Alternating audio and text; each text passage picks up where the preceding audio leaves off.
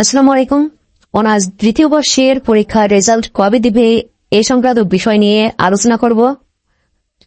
তোমরা ইতিমধ্যেই জানো যে তোমাদের পরীক্ষা যে সর্বশেষ হয়েছিল সেই অনুযায়ী হিসাব করলে ইতিমধ্যেই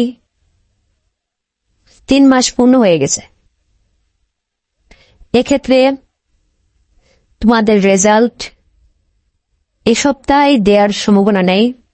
সামনের সপ্তাহে তোমাদের রেজাল্ট 100% দিয়ে দেবে। এটুকু তোমরা বিশ্বাস রাখতে পারো যে সামনের সপ্তাহে তোমাদের রেজাল্ট দিয়ে দেবে, কারণ সামনের সপ্তাহে তোমাদের মনে করো যে 110-15 দিন হয়ে যাবে।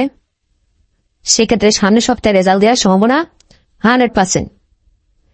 এছাড়াও যদি রেজাল্টের কোনো নোটিশ প্রকাশিত করে সেক্ষেত্রে সাথে সাথে তোমাদের জানিয়ে দেওয়া হবে।